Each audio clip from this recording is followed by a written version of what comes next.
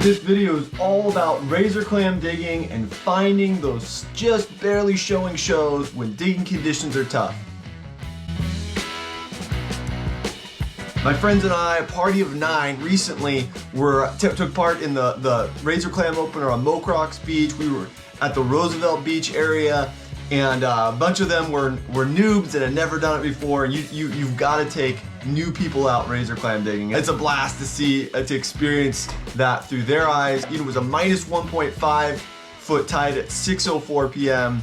Really excited about that because usually that means fast limits, easy digging. Everyone's gonna get limits. Great times for all, right? We get down there and there are so many people. I mean, 2 hours before high tide and we're already like, we're late. Like everyone's just masses of people are already down there. We're like, no worries, you know, everyone's gonna get their clams. It's fine, it's fine. We get down there and actually finding the shows turns out to be much more difficult than what we had thought. Putting the pieces back together after the fact and talking to people on social media and other people down on the beach, a lot of people didn't get limits on that, you know, what should have been a fantastic dig day. And sometimes, you know, when the surf is bigger, you have bigger swells, for whatever reason, the shows are not as large and it can really impact digging. Also, some people said that they really didn't think the water receded to minus 1.5 feet. Sometimes it happens with different atmospheric pressure and things going on like that. I want to do 2 things with this video. One, I want to talk through some of the strategies for finding clams when conditions are a little bit tougher. And 2, I want to show you what these very small shows, razor clam shows, which you call what's visible in the sand, right, where the razor clam holes are that you want to dig on. I want to show you kind of close up, slow motions, what these things look like just before the digging starts, so you can kind of train your eye of what to look for when you're down on the beach. Because if we passed over these really barely showing clam holes, like, you know, we were going to be like a lot of other people and come away with a few clams, versus we did end up getting our limits down there, and it ended up just being a fantastic time, you know. Driving back through Aberdeen, we stopped at Taqueria Franco's, which if you've never had Mexican food there, that is the spot. And sometimes you spend time around the old holes, you find more clam shows. One of my absolute favorite strategies for getting a limit of clams quickly or at all in tough digging conditions is realizing that clams, these razor clams, they like to be clustered up, right? So a lot of times what happens is everyone, as the water's receding, right, everyone's trying to get as close to the water's edge without, you know, clamming in the surf itself, but everyone's trying to get as close as they can to the water because they're like, oh, new clams, new shows are going to keep showing up. So they dig a few clams and they move lower, dig a few clams, move lower, you know, so on and so forth.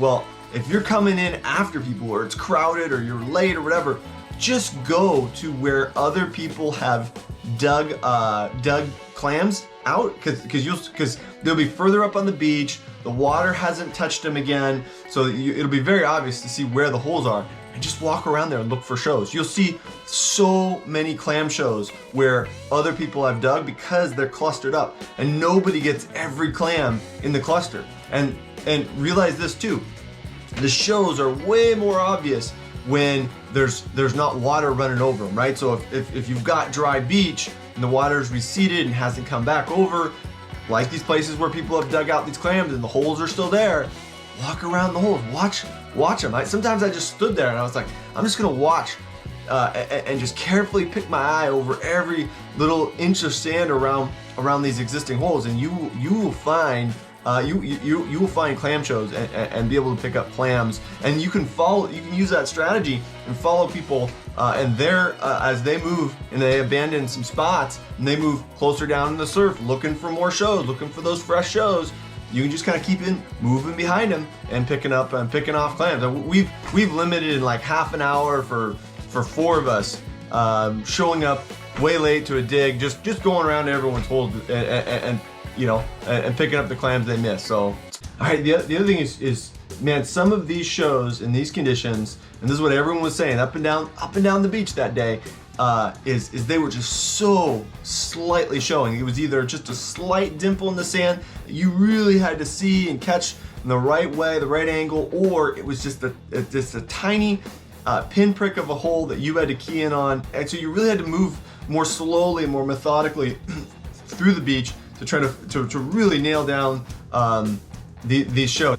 All right, I don't know. I honestly don't know what I was thinking here. You know, the water was coming in. I thought maybe there wasn't as much water as it turned out there was, and I put some dirt down and go back and get the clam, but turns out the razor clam was in the tube and it washed away. It's splashing around in here. Watch when it goes out, we'll find it. I was able to track him down on the beach and find him as, you know, they're swimming away, so to speak. So that was kind of cool.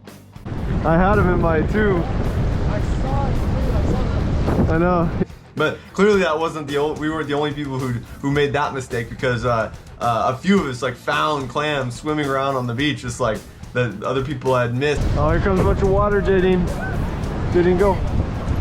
Go, go, go, go. Okay, I got you. I got it. You know, there were several sneaker waves that were just pushing water way up the beach. And unfortunately, that's also when my wife discovered she had a hole in her boot, so that wasn't ideal. You don't want to be on the beach with leaky boots. I mean, am I right? I mean, that's just this, or not the right gear, you know, with wet feet. Oh, that's the worst. Well, hopefully this razor clam season is just getting started. I know we're late winter here, getting into the spring. The marine toxin levels, they're still kind of just hovering, and we're only getting like one beach open at a time. Hopefully these levels are going to drop, and we're going to get all beaches open soon. Really spread everyone out. Razor clamming is such a good time, and I can't wait to combine it with other activities regarding fishing or crabbing or mushroom harvesting. You know, I can't wait for those opportunities to show up as well. All right, if you haven't already, please subscribe to the channel, PNW Best Life. Like this video if you're getting something from it. You know, there's way more, there's so much content coming your way. This is a huge year for PNW Best Life, both the blog and the channel, and what I'm gonna share here with y'all. So give it a subscription and stay tuned.